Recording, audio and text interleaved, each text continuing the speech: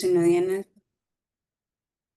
Elena María Jaime, residente de tercer año del programa de anestesiología y reanimación. El día de hoy vamos a hablar de consideraciones anestésicas para cirugía de fosa posterior y esta revisión se hizo con la asesoría de la doctora Mayra Meléndez, docente de neuroanestesia de nuestro posgrado. Iniciaremos hablando sobre la relevancia anatómica de la fosa posterior. Recordar que es la fosa craneal más profunda y solamente es una octava parte del espacio intracraneal, teniendo la característica de que tiene muy poca distensibilidad. Va a estar formada por el cerebelo, el mesencéfalo, la protuberancia y el bulbo raquídeo, y es una zona que va a tener el centro de funciones de vital importancia. Entre esos tenemos el control respiratorio dado por los centros neumotáxico y apnéusico, el centro vulvar respiratorio dorsal y ventral, y también va a ser la localización de los quimiorreceptores centrales. Asimismo, va a contener el control cardiovascular dado por el bulbo ventrolateral rostral y dorsal, el núcleo del tracto solitario, el núcleo ambiguo y dorsal del vago. Asimismo, va a controlar la conciencia. Todo esto va por el sistema reticular activador, tanto en su porción excitatoria como inhibitoria, que nos van a ayudar a controlar los ciclos del sueño y la vigilia. El equilibrio y la marcha pues va a estar dada por el control a nivel del cerebelo. Adicional a eso también va a contener los núcleos de los pares craneales del 3 al 12 y los tractos ascendentes y descendentes hacia la médula espinal. Recordar que es una zona altamente vascularizada, tanto a nivel arterial como venoso, por lo que esto hace que sea una localización donde el riesgo de sangrado pues llega a ser muy alto. Y adicional a eso, pues va a tener un sistema ventricular estrecho dado por el cuarto ventrículo del acueducto de Silvio, y cualquier obstrucción que se genere puede causar rápidamente hidrocefalia e hipertensión endocraniana. Como observamos por todas estas características, es una región anatómica que va a ser muy susceptible a complicaciones y hacen que cualquier cambio en su contenido pues, pueda poner en riesgo la vida del paciente. ¿Qué indicaciones vamos a encontrar para la cirugía de fosa posterior? Las más comunes van a ser las resecciones de tumores, siendo los más frecuentes, siendo esta patología más frecuente en niños hasta en un 60%, dados por de relevancia el meduloblastoma siendo el principal, seguido por el astrocitoma y el ependimoma. En adultos, aunque la lesión ocupante de espacio en esta población es más común, es el evento vascular. Cuando hablamos de tumores, los más frecuentes que vamos a encontrar van a ser metástasis, meningiomas, el schwannoma vestibular y los tumores del glomus yugular. Adicional a eso también, pues las indicaciones quirúrgicas van a ser para la corrección de lesiones vasculares. Entre esas encontramos los aneurismas, que van a ser más frecuentes a nivel de la arteria basilar y la arteria cerebelosa posterior inferior, también para corrección de malformaciones arteriovenosas o para drenaje de lesiones hemorrágicas más frecuentemente ubicadas a nivel del cerebelo. Para realizar la descompresión también de nervios craneales en pacientes con patologías como la neuralgia del trigémino, el espasmo hemifacial o la neuralgia del nervio glosofaríngeo, y también para la corrección de malformaciones congénitas como la inestabilidad atlantoaxial o atlanto-occipital o la corrección de malformaciones como la de Arnold-Chiari y de Dandy Walker.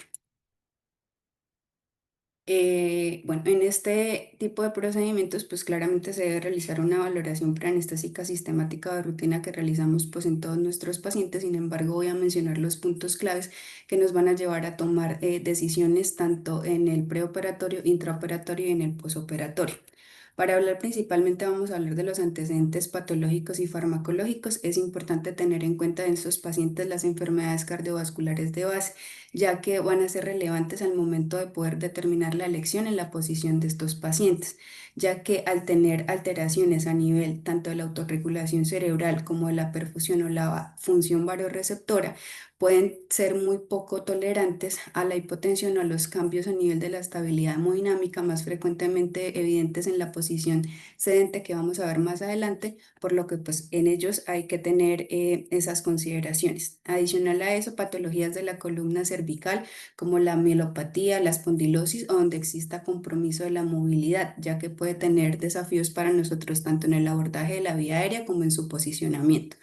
Adicionalmente, es frecuente encontrar que estos pacientes de base estén siendo manejados con esteroides que realmente pues, se indican para disminuir el edema vasogénico más frecuentemente pues, en los tumores a este nivel, por lo que hay que recordar que si son usados de manera crónica durante la inducción Van a requerir la administración de dosis de estrés de esteroides para evitar la insuficiencia suprarrenal. Asimismo, si han sido manejados con diuréticos, también es importante tener esta consideración en cuenta, ya que pueden tener alteraciones como hipovolemia, alteraciones hidroelectrolíticas, que pues obviamente van a requerir pues un manejo activo durante el intraoperatorio. Y la medicación con anticonvulsivos también es importante pues determinarla, ya que estos no deben ser suspendidos. Con respecto a la revisión por sistemas, deben indagar sobre los síntomas que nos puedan hacer sospechar la presencia de hipertensión endocraniana, síntomas cerebelosos, neuropatías craneales. Entre estos encontramos pues la presencia de cefaleas, náuseas, vómito, alteraciones en la marcha, la aparición de diplopía, dolor y hipoestesia facial, la presencia de vértigo, la presencia de disfagia o disfonía. Con respecto a la exploración física, es importante determinar el estado de conciencia de estos pacientes. Puede ser frecuente encontrarlos con somnolencia, letargo, irritabilidad, esta alteración más frecuente en niños. Observar si hay signos de hipertensión endocraniana como hipertensión, bradicardia, alteraciones en el patrón respiratorio o papiledema.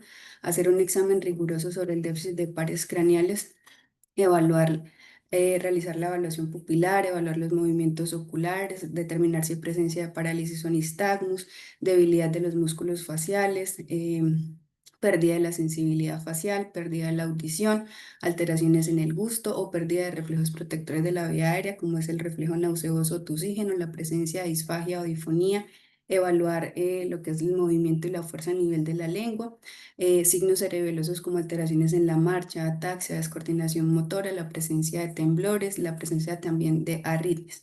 Evaluar si hay algún tipo de limitación para la movilidad cervical. Esto pues relevante en el momento de, como ya mencioné, el abordaje de la vía aérea y la posición de la vía aérea. Y si hay presencia de derivaciones de líquido cefalorraquídeo, ya que estos con frecuencia van a ser utilizados en pacientes que tengan aumento de la presión intracraneal, y la presencia de estos puede aumentar el riesgo de neumoencéfalo cuando no se usan de manera correcta en la posición de sedestación.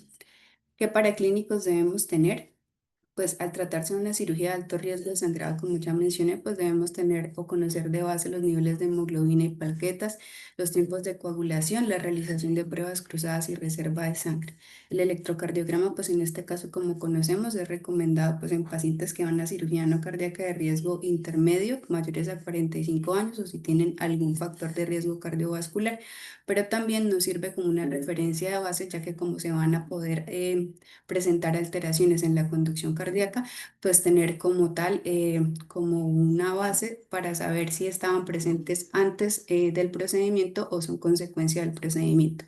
La función renal y el ionograma, pues también es importante conocer el basal. Uno, porque los pacientes pueden tener lesión renal aguda dados por eventos de hipovolemia, ya sea por la ingesta oral disminuida o por el uso, pues como ya mencioné, de diuréticos o la exposición a medios de contraste que se utilizan en el momento de realizar las imágenes diagnósticas, pues para poder planear el procedimiento.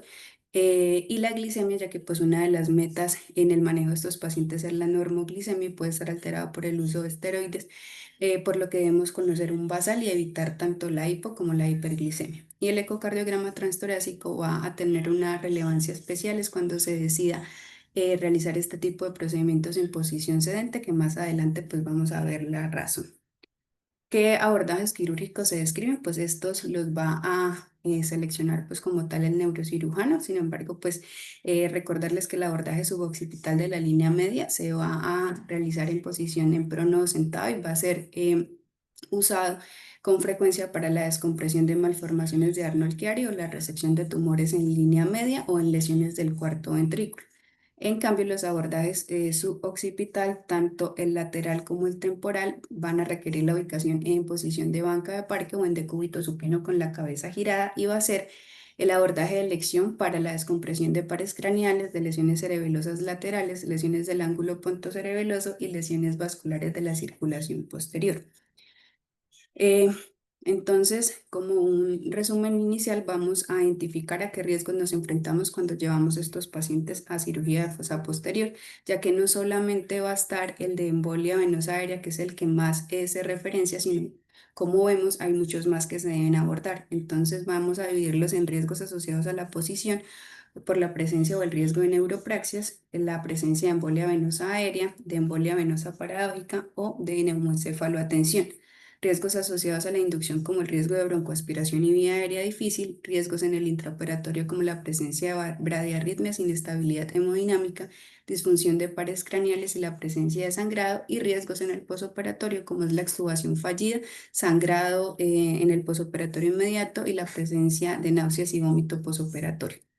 En estos procedimientos realmente es muy importante tener clara la posición desde el preoperatorio, ya que se debe conocer pues como tal las ventajas y desventajas de cada posición y de acuerdo pues a las patologías y la condición del paciente evaluar si realmente se van a tolerar, así como la necesidad de indicar estudios adicionales, esto en la posición sedente que vamos a ver más adelante. Recordar que el posicionamiento adecuado antes de la incisión quirúrgica es de suma importancia independientemente de la posición empleada, por lo que es responsabilidad del anestesiólogo ajustar la posición bajo visión directa, poder lograr verificar la posición de la vía aérea, el acceso al tórax y al abdomen, el control de las zonas de presión y cómo queda la posición del cuello y de las extremidades al finalizar pues la colocación del paciente. El objetivo de todo esto es poder brindarle al cirujano condiciones quirúrgicas óptimas, pero no permitir pues que nuestro paciente se torne inestable y pues mantenga una evolución perioperatoriamente estable. Con respecto a la posición supino, pues vamos a ver que tiene algunas ventajas y desventajas. La ventaja principal va a ser que vamos a tener acceso a la vía aérea, la dinámica ventilatoria va a estar preservada, no va a generar inestabilidad hemodinámica y es fácil de establecer, pero tiene una desventaja importante que es la flexión extensa del cuello, como vemos en la imagen de la derecha. Esto que nos puede generar una obstrucción tanto del flujo arterial y venoso, generando hipoperfusión, congestión cerebral y edema respectivamente. Asimismo, como vemos por esa flexión excesiva, se puede generar tanto estiramiento de la médula cervical y de sus raíces nerviosas y esto puede conllevar a isquemia, siendo mucho más riesgosa pues en pacientes ya con mielopatías establecidas y con el riesgo más grave que es la presencia de cuadriplejía. Adicional a eso también se pueden generar neuropraxias, en especial en el plejo braquial, en el nervio hipoglóseo y en el laringeo recurrente. Y asimismo, por la posición también se puede generar una angulación traqueal que va a dificultar la ventilación, por lo que nosotros debemos en el momento de posicionarla tener claro que se debe asegurar un espacio de 2 traveses de dedo entre el mentón y el tórax y alinear cuando sea posible la cabeza, cuello y tronco. Con respecto a la posición en prono, pues describen su ventaja que tiene menor riesgo de embolia venosa aérea, pero vamos a tener un mal acceso a la vía aérea, mal acceso a las vías venosas, edema de la vía aérea por la posición, restricción de la pared torácica si hay mal posicionamiento de los sistemas de acolchado, lesiones por presión y neuropraxias, entre estas el plejo braquial, cubital radial, el femurocutáneo lateral se pueden ver comprometidos. Adicional a eso puede disminuir el retorno venoso, lo cual va a aumentar el riesgo de sangrado durante el intraoperatorio y puede generar inestabilidad hemodinámica dada por descenso de la precarga, con aumento de la poscarga que va a ser dependiente pues si el soporte toracoabdominal no está bien posicionado y caída del gasto cardíaco. Con respecto a la posición en banca de parque, va a tener la ventaja de que nos va a dar un acceso rápido a hemisferios cerebelosos. Esto pues va a ser, digamos que de elección en pacientes con hemorragias o infartos cerebelosos. Si se compara con la sedestación, va a tener menos riesgo de embolia venosa y con prono va a tener mejor acceso a la vía aérea y pues también nos va a dar mayor estabilidad hemodinámica. Aquí la máxima flexión cervical también es una desventaja, teniendo las consideraciones similares a las que hablamos en decúbito supino. También puede haber lesión del plejo braquial y una baja perfusión en el miembro superior dependiente. La presencia de lesiones por presión y neuropraxias, encontramos pues, que es riesgoso o puede generar lesión a nivel del nervio peroneo común, del nervio femoral y del plejo braquial, y es una posición que va a ser difícil de establecer.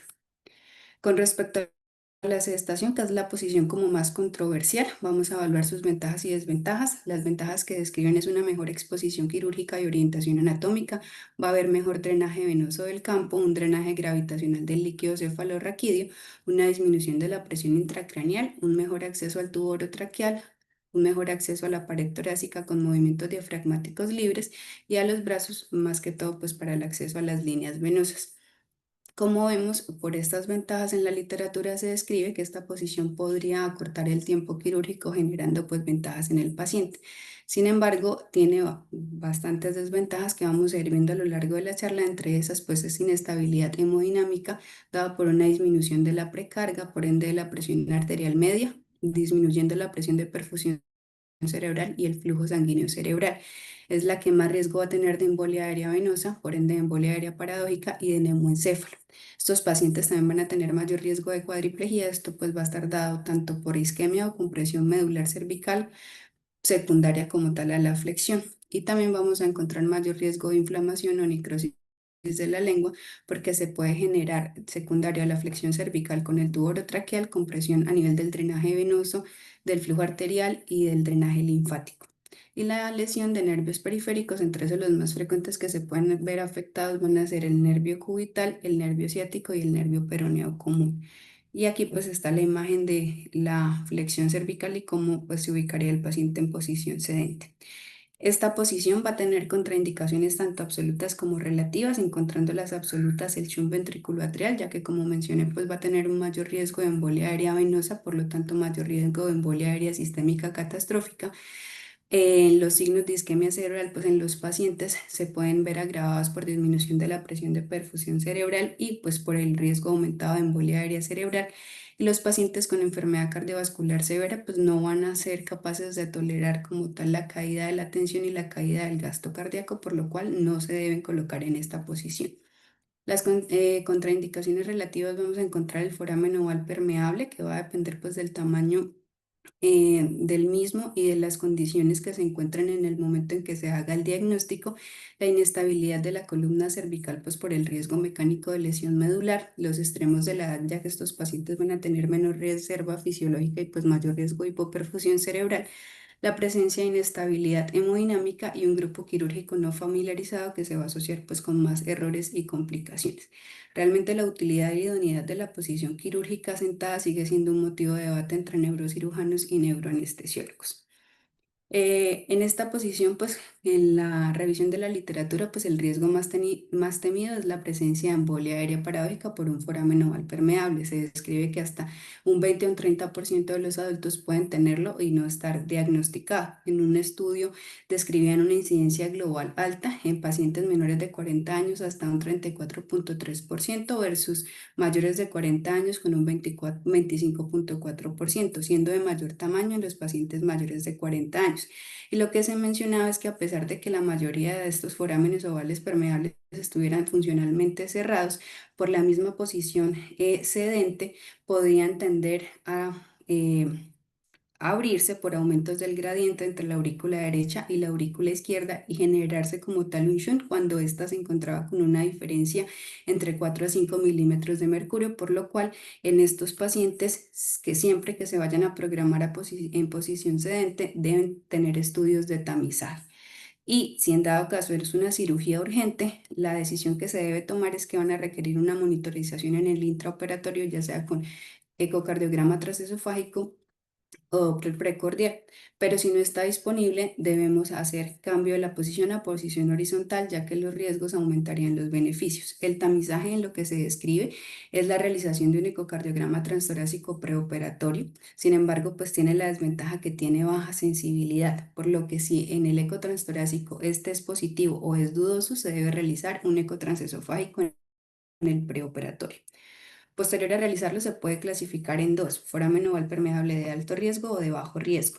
Si es de alto riesgo, las características que lo dan es que tenga un tamaño menor a 4 milímetros o se asocia a un aneurisma del septo interauricular.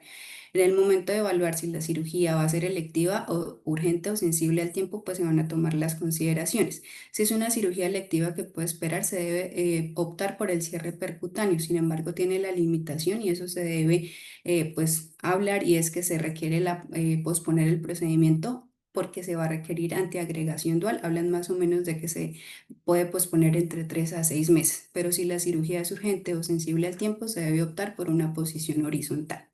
Si el foramen oval es de bajo riesgo, es decir, no cumple las características para que sea de alto riesgo, sí requiere una monitorización avanzada y protocolos estrictos en el manejo de embolia aérea por las complicaciones que puede llegar a tener la embolia aérea paradójica. Con respecto a la embolia aérea venosa, aparte pues de la posición sedente, hay factores que van a aumentar el riesgo y es que haya exposición amplia de senos venosos, la presencia de tumores muy vascularizados, el daño de venas diploicas, el uso de técnicas de aspiración y succión durante el procedimiento, que la altura entre la herida quirúrgica respecto a la aurícula derecha sea más de 5 centímetros, que haya una elevación de la cabeza de más de 45 grados, que el paciente esté hipovolémico, la ventilación con presión positiva elevada o las desconexiones del circuito. Y pues nosotros, ¿cómo lo vamos a prevenir o desde anestesia, cómo podemos prevenirlo? Y es con el monitoreo y la eubolemia. Ya el resto de consideraciones pues van a ser parte del neurocirujano, que es tener una disección cuidadosa, una hemostasia adecuada y el uso de cera ósea.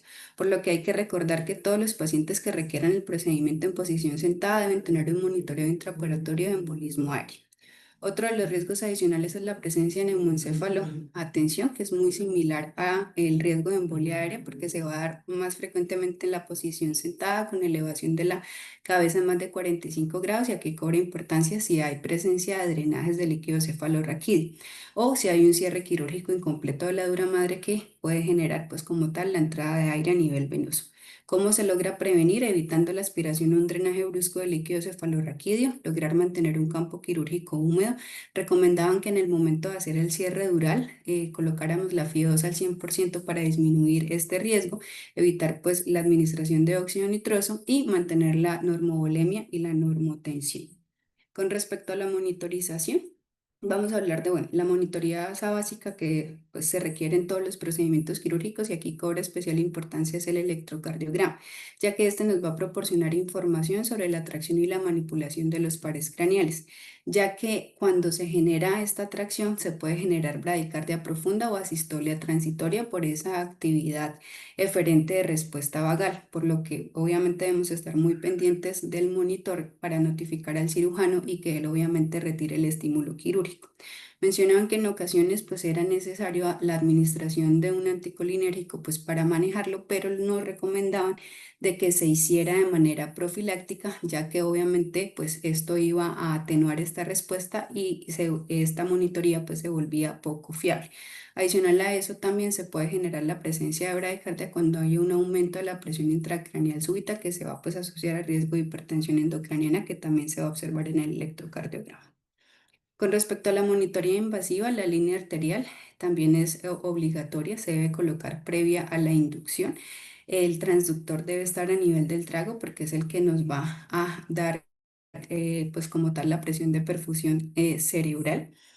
Va a tener otras ventajas que nos va a poder ayudar a evaluar el estado volumétrico del paciente para hacer nuestra terapia guiada por objetivos y asimismo un análisis sería de gases arteriales donde podemos evaluar el estado ácido base, la ventilación, la oxigenación, algunos nos arrojan el resultado de electrolitos y hemoglobina. El catéter venoso central, pues las mismas indicaciones para otras cirugías, si no hay posibilidad de un acceso venoso periférico o por el alto riesgo o de la necesidad de vasopresores centrales en pacientes en que se sospecha un alto recambio de volumen. Y el más importante en este tipo de procedimientos es el riesgo significativo de embolia aérea venosa. Lo que recomendaban es que el de elección debería ser un catéter venoso multiorificio que debería colocarse a 2 centímetros de la unión cabo-atrial y si era monoorificio a 3 centímetros, ya que pues obviamente esto nos va a ayudar en el momento en que se presente una embolia aérea venosa a poder hacer la succión del aire, que más adelante pues lo vamos a ver.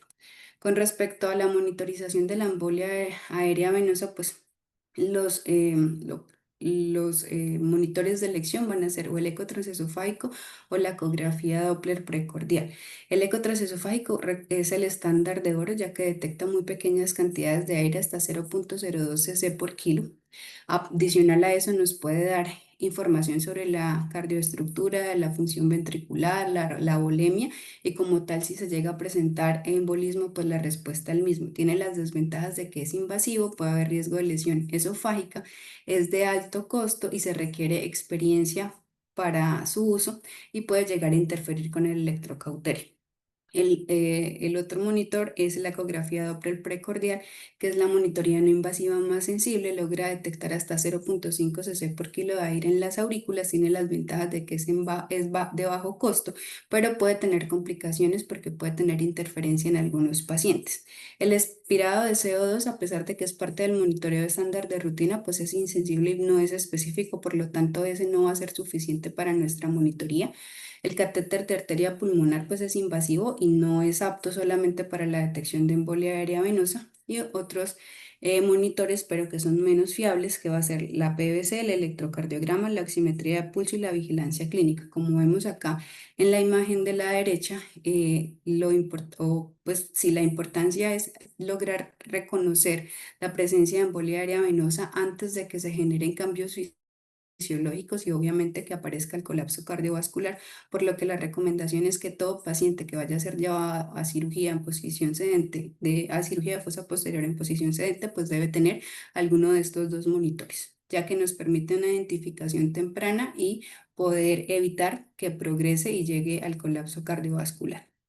Con respecto a la incidencia de la vía aérea, pues va de la embolia venosa aérea, va a depender pues del método de monitorización. Realmente pues describen que hasta en el 76% de los pacientes que se monitorizaron con eco transesofágico pueden presentar embolia venosa aérea. Sin embargo, son clínicamente, la cantidad de los que son clínicamente significativos es muy baja.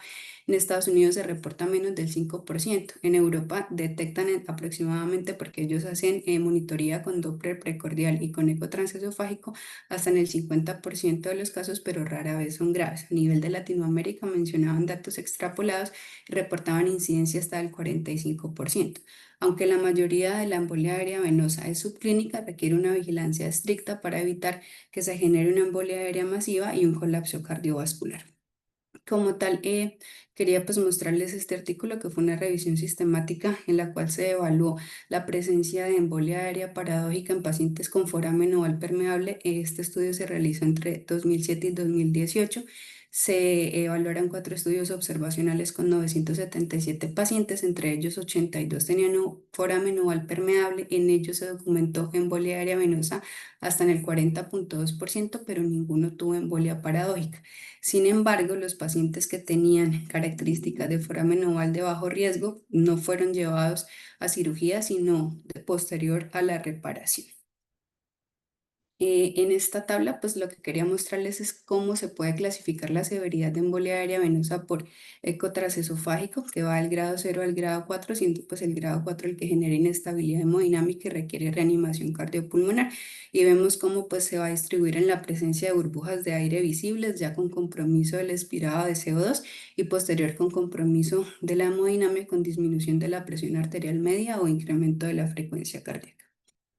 Con respecto a la embolia aérea venosa, pues este riesgo va a estar aumentado, como ya mencioné, en la posición de sedestación. Esto se va a generar porque la cabeza va a quedar por encima del corazón y esto va a hacer que la presión venosa sea menor que la presión atmosférica a nivel de los senos venosos o de las venas diploicas que pueden llegar a estar abiertas. Eso hace que se genere como tal una presión negativa e ingrese aire al sistema venoso.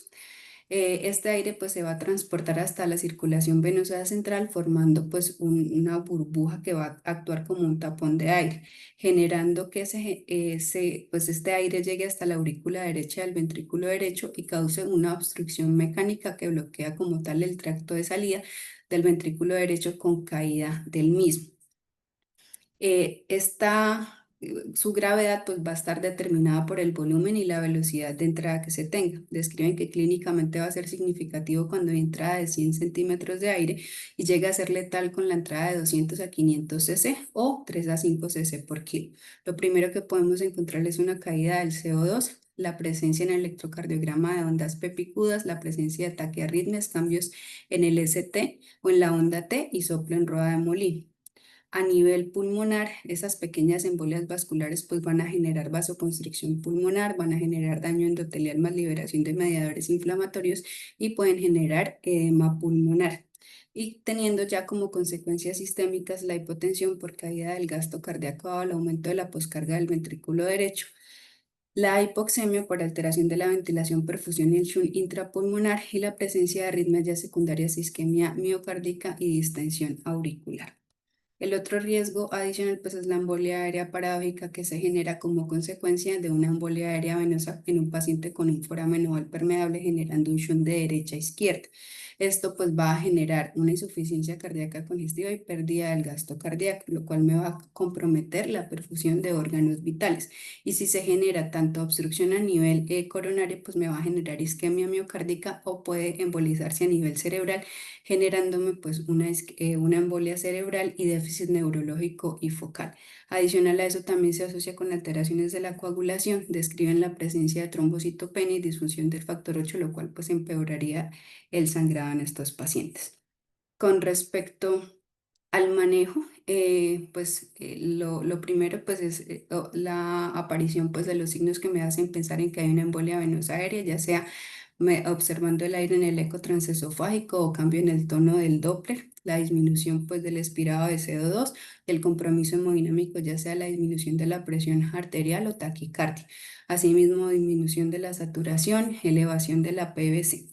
¿Qué acciones pues hay que realizar? Pues lo primero y lo más importante pues es pedir ayuda, informar al equipo pues que se está presentando esta emergencia, aumentar el FiO2 al 100%, inundar el campo quirúrgico con suero salino y colocar al paciente en posición horizontal para que pues obviamente cambie este gradiente. Si está disponible, es donde viene la utilidad del catéter venoso central, se debe aspirar. Adicional a eso, se debe administrar bolos de líquidos para aumentar la presión venosa central. Si la inestabilidad hemodinámica es progresiva, pues hay que disminuir o apagar el anestésico volátil y hay que empezar todas las medidas de soporte. La decisión de continuar o no con el procedimiento después de un evento de estos debe ser multidisciplinaria y va a depender de la gravedad del evento, de la probabilidad de la recurrencia del mismo y de la urgencia de la cirugía y del estado del paciente. Generalmente el riesgo de recurrencia cuando no son muy graves es bajo, por lo que se podría llegar a considerar en algún momento continuar el procedimiento. Sin embargo, va a depender de esas características que mencioné previamente. Con respecto al neuromonitoreo, la monitorización neurológica puede ser variable, va a depender de la patología, del tipo de abordaje quirúrgico y de las preferencias del cirujano. Lo que se busca con esta monitoría es poder evaluar la integridad tanto de la función cerebral y evitar lesiones de los pares craneales. Con respecto a los potenciales evocados auditivos, se utiliza en elección en pacientes que van a ser llevados a resección del neurinoma del acústico o la descompresión microvascular del facial, ya que esto pues va a preservar la función del octavo par. Tiene la ventaja de que van a ser mínimamente influenciados por la profundidad anestésica, por lo que pues se recomienda su monitorización. Asimismo, la electromiografía de movimiento libre de músculos faciales y faríngeos, pues lo cual va a hacer que se logre prevenir la lesión de nervios craneales tanto del 7 como del 9 y del 10. Esto es importante ya que nos ayudará o ayudará al cirujano a poder identificarlos anatómicamente ya cuando estos puedan estar desplazados, infiltrados o no sean visibles, hacen que esta monitorización logre localizarlos y diferenciarlos como tal del tejido tumoral. Y también pues nos alerta rápidamente si hay la presencia de una actividad anómala, si hay la presencia de tracción, compresión, lo cual hace que disminuya el riesgo pues de lesión y el riesgo de parálisis facial, disfagia o disfonía. Con respecto a los potenciales evocados motores y sensitivos, pueden ser útiles pues para, digamos que determinar si hay riesgo de lesiones a nivel de las fibras sensitivas y motoras que pasan por esta región. También para poder detectar si hay algún tipo de compromiso, si se llega a presentar embolia área cerebral o cuando hay isquemia de la médula espinal, ya sea por la hipotensión o estiramiento de la médula cuando hay una flexión excesiva del cuello. Todo esto permite que se haga una detección temprana de este compromiso antes de que la lesión pues llegue a ser irreversible. Si se llega a escoger el neuromonitoreo, se debe discutir la técnica anestésica con el neurocirujano pues para lograr condiciones ideales para la neuromonitorización. En esta pues en especial utilizar anestesia total endovenosa, evitar y pues no usar relajantes neuromusculares. Con respecto al manejo intraoperatorio, Como les había mencionado al inicio, pues puede encontrarse riesgo de broncoaspiración. Esto va a estar dado por el compromiso del estado de conciencia o de pares craneales bajos, donde los reflejos protectores de la vía aérea no van a estar presentes, por lo que nuestra inducción debe modificarse a una inducción de secuencia rápida y se recomienda que se evite la premedicación, ya que pues pueden ser mucho más sensibles a estos efectos depresores y pues obviamente pueden aumentar el riesgo de que se presente. Con respecto a los objetivos hemodinámicos que se deben tener, la meta siempre va a ser mantener una presión de perfusión cerebral adecuada y lograr tratar los episodios tanto de hipotensión como hipertensión. La presión arterial óptima en estos pacientes pues sigue siendo motivo de debate y se describen que se requiere más o menos entre 75 a 90 milímetros de mercurio de presión arterial media. Sin embargo, hay que tener en cuenta que los pacientes hipertensos o con patología cardiovascular puede ser que su límite inferior de su autorregulación esté desviado hacia la derecha, por lo tanto, lo que se debe buscar es que esté más o menos un 20% cercano del valor basal que se tomó con el paciente despierto. Si se presenta como tal hipotensión, pues es frecuente que se presente secundario pues a la vasoplejía que se genera por el uso de agentes anestésicos. Acá la elección de vasopresores va a ser la norepinefrina y fenilefrina para pues contar o tener estas metas de presión arterial media. También puede estar dada por hipovolemia en relación al uso de agentes osmóticos o hemorragia que también se debe corregir, ya sea pues con fluidoterapia o con componentes sanguíneos de acuerdo a si se requiere o pensar en la presencia de embolia gaseosa que ya vimos su manejo. La presencia de hipertensión puede ser frecuente en el momento de la intubación orotraqueal si no se logra un plano anestésico adecuado o en el momento de la fijación cuando se está posicionando al paciente. Y debe hacerse pues como tal un tratamiento también activo recomendado en el uso de betabloqueadores, ya sea la betalol o esmolol, pero en lo posible pues recomendado más es el esmolol por su duración de acción mucho más corta. Con respecto a la premedicación, debe individualizarse. Esto va a depender del nivel de ansiedad del paciente, su estado neurológico basal y sus comorbilidades, pero realmente recomendaban que en lo posible utilizar herramientas no farmacológicas, pues para evitar estas consecuencias. Con respecto a la inducción, pues no mencionaban como una inducción establecida, pero lo que sí recomendaban era pues evitar el uso de ketamina o succinilcolina. Sin embargo, cuando se evaluaba el uso de ketamina, mencionaban que aunque se ha asociado pues al aumento del flujo sanguíneo cerebral y el aumento de la presión intracraneal, en estudios más recientes puede llegar a generar medidas protectoras por su antagonismo con los receptores NMDA y que realmente no causaba como tal una vasodilatación excesiva. Sin embargo, pues siguen indicando que si se llega a utilizar que sea a dosis menores. Y con respecto a la succinilcolina, era más por el riesgo que se podía presentar de hipercalemia si el paciente tenía algún déficit motor previo. Con respecto al mantenimiento, el uso de pues digamos que lo que se busca es usar anestésicos que nos permitan una evaluación neurológica rápida pues en el posoperatorio inmediato, o sea, evitar medicamentos de acción prolongada. Con respecto a la comparación entre total endovenosa versus balanceada, pues realmente no se han observado cambios con respecto a la mortalidad, es decir, no hay una indicación que una sea mejor a otra con respecto a estos desenlaces. Sin embargo, sí describían que los anestésicos endovenosos lograban como mantener un umbral más alto en el caso de que se presentara embolia venosa, ya que permitía la circulación pulmonar como un mayor atrapamiento de aire, ya que estos medicamentos lograban mantener una mejor capacidad contráctil y tono vascular pulmonar frente al aire y toleraban pues mayor cantidad antes de que fueran llevados a la circulación arterial. Asimismo, mencionaban que preservaba mejor la presión de perfusión porque tenían menos efectos cardiodepresores, preservaban la respuesta cardiovascular a la manipulación quirúrgica y tenían la ventaja de la disminución del riesgo de náuseas y vómito posoperatorio, que también en estos pacientes es bastante alto. Con respecto a la ventilación, pues la recomendación es mantener una normocapnia y hipocapnia leve, describen entre 35 a 40. un mínimo de 30 milímetros de mercurio, la cual debía ser guiada por gasometría por la diferencia que hay pues con el expirado de CO2. Si en dado caso se requería utilizar para una disminución de la presión intracraneal o mejorar la exposición quirúrgica, se podía establecer de manera transitoria, pero no descendiendo los niveles de CO2 por debajo de 25. Sin embargo, pues la verdad no estaba claro que realmente tuviera beneficios, no estaba claro si los beneficios potenciales de mejorar estas condiciones eran mayores a los riesgos de isquemia del tejido cerebral.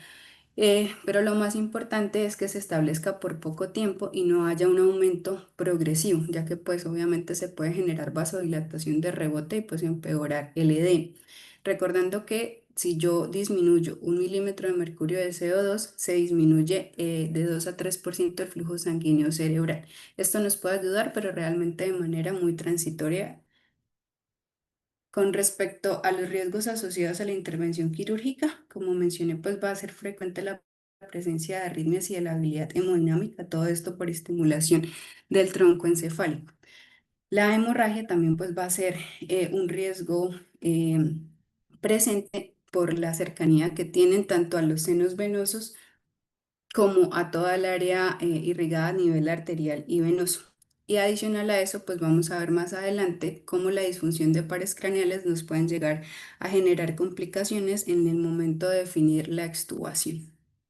Con respecto a la inestabilidad hemodinámica y las arritmias, pues describen que puede ocurrir por múltiples causas en estos procedimientos y se han descrito varios trastornos del ritmo, tanto bradicardia como taquicardia supraventricular, contracciones ventriculares paroxísticas, fibrilación ventricular y asistolia, por la localización, como les mencioné al inicio, de esos centros de control cardiovascular. La bradicardia y la sistolia, pues es las que más se describen y es las de mayor riesgo. Todo esto puede estar dado por la estimulación quirúrgica de estos pares craneales. Si ya de base pues tenían compromiso, tanto de los pares craneales como del tronco encefálico, también describían la presencia de bradicardia neurogénica, que era una respuesta que se generaba de manera súbita porque se aumentaba la presión intracraneal que generaba compresión sobre el tronco encefálico y esto generaba pues la estimulación del nervio vago generando una bradicardia repentina y grave que podría progresar a sistolia. Adicional a eso, también describían estos dos reflejos, tanto el trigémino cardíaco como el vago glosofaringeo, que todo esto pues lo que generaba era una respuesta parasimpática vagal exagerada y que podía llegar a generar la bradicardia, asistolia, también pues obviamente comprometiendo la presión arterial generando hipotensión. Por lo tanto, la presión cardiovascular o el paro cardíaco que pues resultan se debe abordar de inmediato mediante pues vasopresores y algoritmos de soporte vital cardíaco avanzado. Con respecto a la fluidoterapia, como mencionamos al inicio, la meta pues es mantener la euvolemia y hacer una terapia guiada por objetivos. Todo con el fin de poder mantener la presión de perfusión cerebral, pero también prevenir el edema cerebral pues por la sobrecarga. La reposición de pérdidas, la recomendación es que se haga con cristaloides. La solución salina pues es la elección, ya que pues como recordamos es ligeramente hiperosmolar. Sin embargo, hay que tener especial cuidado al administrar grandes volúmenes, por lo que nos puede generar acidosis hiperclorémica. Por lo que recomendaban también que se puede llegar a alternar con soluciones isotónicas tipo plasma light en el momento de la terapia de mantenimiento. Las soluciones glucosadas pues deben evitarse por el riesgo de edema cerebral y aumentar la lesión y mencionaban los coloides como una alternativa cuando había hipovolemia e hipotensión. Sin embargo, pues esta indicación es controvertida, ya que, por ejemplo, la que recomendaban como tal para usarse era la albúmina. Estas estaban diluidas en soluciones hiposmolares, lo cual podían generar aumento del riesgo de edema cerebral y pues los almidones no van a estar recomendados por la alteración que tienen en la función plaquetaria y a nivel del sistema de coagulación que pueden aumentar el sangrado. Otra cosa que hay que tener especial monitoría van a ser las pérdidas sanguíneas, ya que muchas veces va a quedar oculto debajo de los campos quirúrgicos. Hay que revisar cuidadosamente las bolsas de recolección y lograr mantener metas de hemoglobina por encima de 8 gramos por decilitro. Con respecto a los riesgos del posoperatorio inmediato, vamos a encontrar estos tres: la extubación fallida, que la vamos a desarrollar más adelante, la presencia de sangrado posoperatorio, ya que si no se hace un despertar tranquilo y el paciente presenta accesos de tos o picos de hipertensión arterial, se puede generar un aumento de la presión intracraneal que pueden generar un hematoma del lecho quirúrgico y generar complicaciones. Y asimismo el riesgo tan alto de náuseas y vómito posoperatorio que describen que está presente hasta en un 70% si no se hace una profilaxis adecuada. Entonces, la gran pregunta va a ser, ¿cuándo debemos extubar a estos pacientes? Acá en esta diapositiva pues les menciono las ventajas y desventajas tanto de hacer un despertar temprano posterior al procedimiento quirúrgico en salas de cirugía versus un despertar tardío. Lo que describían de ventajas a nivel de despertar temprano iban a ser la detección de complicaciones neurológicas en el posoperatorio, pero había un alto riesgo de fracaso en la extubación, que ya vamos a ver las causas. Y en el despertar tardío, pues podía limitar como tal el estrés posoperatorio, evitar las complicaciones de sangrado y de extubación fallida, pero tenía desventajas como un aumento, pues obviamente en la intubación orotraqueal que predisponía a neumonía, mayor riesgo de morbimortalidad, la necesidad de traqueostomía, aumento de la estancia en UCI y aumento de los costos. Por lo que la decisión de cuándo extubar al paciente debe ser una decisión conjunta entre el neurocirujano y el anestesiólogo. Si se decide extubar después del procedimiento quirúrgico en la sala de cirugía, debemos buscar que sea un despertar suave, evitando los accesos de todas las maniobras de valsalva o la presencia de hipertensión arterial. Se deben mantener presiones arteriales sistólicas por debajo de 140 en lo posible. Otra cosa es que el paciente debe estar lo suficientemente despierto para nosotros poder hacer una exploración neurológica adecuada y determinar si está apto para la extubación. Por lo tanto, se debe realizar una estratificación del riesgo. Aquí en esta diapositiva lo que quería mencionar era como las consideraciones para determinar retrasar esa extubación porque llega obviamente a ser muy peligroso, a llegar a tener mayor riesgo de extubación fallida. Entonces, el primero que describen era el déficit neurológico preexistente. Si el paciente ya de base tenía disfunción laríngea, disfagia o compromiso respiratorio, pues obviamente van a ser incapaces de mantener y proteger la vía aérea, por lo tanto la extubación debería posponerse. Adicional a eso, si por la extensión y la localización de la cirugía, si la disección era cerca al cuarto ventrículo, si estaba alrededor de los pares craneales o había ocurrido una manipulación excesiva del tronco encefálico, ya sea por edema o una resección tumoral difícil, también se debía retrasar la extubación. Asimismo, la presencia de edema facial o de la vía aérea relacionada con la posición era importante siempre evaluar el paciente, la presencia de edema escleral, la presencia de edema de los labios era necesario estar seguros de que el paciente no tuviera pues estas alteraciones, ya que podría generarse una obstrucción de la vía aérea y una falla en la extubación. O si durante el intraoperatorio ocurrieron eventos como la hemorragia que fuera significativa o una embolia aérea paradójica clínica. Por lo tanto, si alguno de estos criterios estaba presente, la recomendación era mantener la vía aérea asegurada hasta que el paciente estuviera completamente despierto, entendiera y siguiera órdenes y pues se pudiera observar que todos los reflejos reflejos protectores de la vía aérea estuvieran presentes. En esta tabla pues dan como las recomendaciones de cuándo extubar, pero pues seleccioné aquí la parte de la evaluación neurológica y es estar seguros que no haya anestesia residual, estar seguros de que la integridad de los reflejos de la protectores de la vía aérea estén presentes, tanto el nauseoso, el tusígeno, el de la deglución, que la movilidad de las cuerdas vocales sea adecuada, que no haya lesión del nervio hipogloso, evaluando el movimiento y la fuerza de la lengua a la palpación y que el bloqueador neuromuscular, si se llegó a utilizar, pues esté previamente o adecuadamente revertido. En este estudio que quería compartirles fue un estudio que se realizó en Beijing, que se publicó en el 2016 y el objetivo fue analizar factores de riesgo para extubación fallida en pacientes que eran llevados a craniotomía infratentorial para resección de tumores. En este estudio se incluyeron 2.118 pacientes, de los cuales 94 tuvieron extubación fallida o en un promedio de 4,4%. Ellos lo que hicieron fue reconocer 5 factores de riesgo independientes que pues mostraban un mayor riesgo de esta complicación. Entre esos describieron el antecedente de la craniotomía, una disfunción preoperatoria de pares craneales inferiores, un tamaño de más de 30 milímetros de tumor, la posición del tumor y si había ocurrido una variación importante de la presión arterial media durante la cirugía. ya que estos pues iban a aumentar el riesgo de la extubación fallida. En el momento en el que ya se defina realizar el despertar del paciente, pero no haya una respuesta, se debe sospechar rápidamente que la causa pues sea de origen neurológico y estos pacientes deben ser llevados a estudios de imágenes.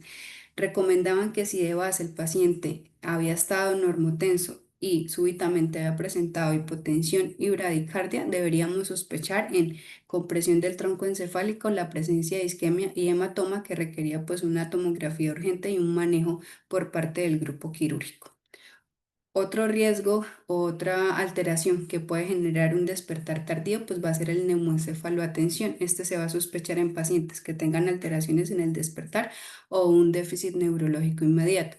El manejo recomendado pues es suspender el óxido nitroso si se utilizó, administrar oxígeno al 100% y mantener al paciente en posición supina. En dado caso que el deterioro sea grave, se debe considerar con el grupo quirúrgico la trepanación de emergencia para disminuir esa hipertensión endocraniana. Y con respecto a las causas de extubación fallida, se han descrito que pueden generarse por tres causas. La primera es la presencia de obstrucción mecánica, la segunda la disfunción respiratoria central y la tercera la disfunción neuromuscular. Con respecto a la obstrucción mecánica, se produce por la presencia de macroglosia, que puede ocurrir entre las 0 a 36 horas del posoperatorio. Está dada por una inflamación masiva de la lengua que va a generar una obstrucción de las vías respiratorias. ¿Qué causas se asocian a esto? La postura durante la cirugía, en especial en la posición de sedestación, como lo vimos al inicio, la presencia de obstrucción venosa, de trombosis y traumatismo local. Obviamente, pues si se llega a sospechar, pues el paciente debe mantener la vía aérea protegida hasta que este edema se haya resuelto. Con respecto a la disfunción respiratoria central, se presenta como tal cuando se genera alteración del control automático de la respiración en los centros de control respiratorio. Y este puede llegar a variar desde la apnea hasta la pérdida total del automatismo respiratorio, cuando se genera lesión directa sobre estos centros. Y en ocasiones describían que esto podía no resolverse y llegar hasta la necesidad de traqueostomía pues para soporte ventilatorio y la estimulación frénica. Con respecto a la disfunción neuromuscular, los pares craneales que van a tener especial importancia van a ser el par craneal 9, 10 y 12, ya que para mantener una vía aérea permeable se necesita que funcionen de manera adecuada. Entonces, la presencia de una contracción no coordinada de los músculos de la lengua y de la faringe, pues me van a generar una obstrucción de la vía aérea y esto pues va a ser cuando se lesiona tanto el nervio hipogloso como el glosofaríngeo y el vago. Asimismo, si hay una alteración a nivel de la inervación de los músculos intrínsecos de la laringe, se va a presentar una aducción sin oposición de las cuerdas vocales, lo que me va a generar una obstrucción de la vía aérea y esto se presenta cuando hay lesión directamente sobre el nervio vago. ¿Qué factores me van a aumentar la predisposición de que esto ocurra? Pues ya en pacientes que tenían una debilidad vulvar preexistente, la posición sentada y la necesidad de cirugías posteriores. Otra parte importante es la profilaxis de náuseas y vómito posoperatorio. Como ya mencioné, pues el riesgo de incidencia era hasta un 70% si no se administraba profilaxis. Esto pues es así de elevado ya que pues está cerca del centro del vómito y de estructuras vestibulares, por lo tanto pues se requiere un manejo multimodal de antieméticos. La recomendación es usar dexametasona y ondansetron y este manejo se debe continuar por horario en el posoperatorio hasta 48 horas. Y la recomendación es que se deben evitar el uso de antieméticos con efectos sedantes como antihistamínicos o antidopaminérgicos porque esto pues obviamente me puede alterar la evaluación neurológica posoperatoria. Con respecto al control del dolor, pues describen que es más dolorosa que la incisión frontal. Se requiere pues el uso de analgesia multimodal. El objetivo como tal es pues hacer un control adecuado del dolor sin sedación excesiva.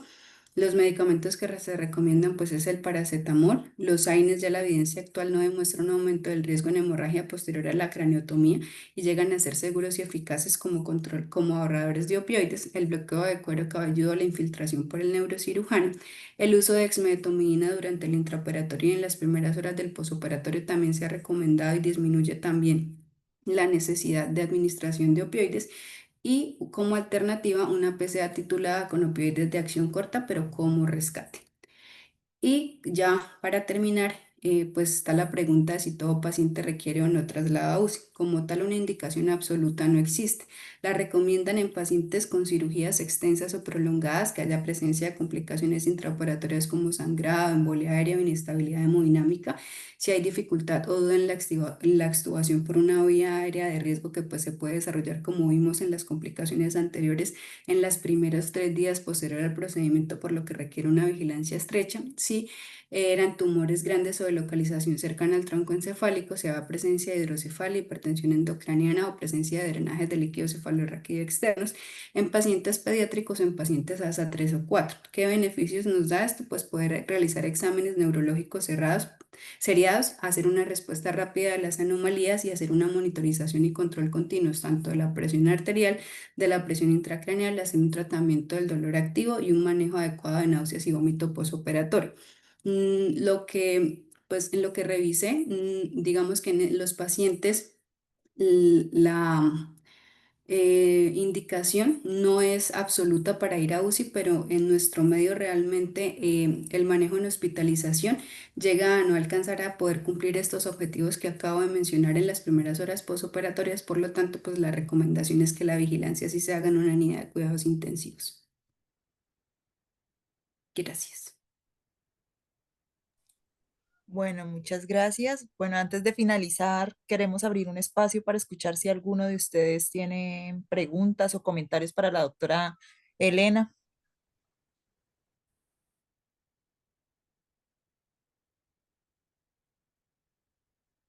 Bueno, parece que no. Entonces, pues de parte de la Sociedad Santandereana, agradecemos profundamente a todos los asistentes por acompañarnos esta noche y de manera especial a la doctora Elena por su disposición y valioso aporte académico. Aquí en el chat le están colocando que excelente charla, muy completa. Entonces, doctora, muchísimas gracias y a todos los asistentes también. Gracias por ser parte de estos espacios que fortalecen nuestro gremio y nos vemos en nuestras próximas actividades académicas. A sus Muchas correos, a gracias a sus todos. WhatsApp les estará llegando la encuesta de satisfacción. Agradezco nos puedan colaborar con esta. Muchísimas gracias y nos vemos en una próxima actividad. Hasta luego, buenas noches. Hasta luego. Muy amable, gracias.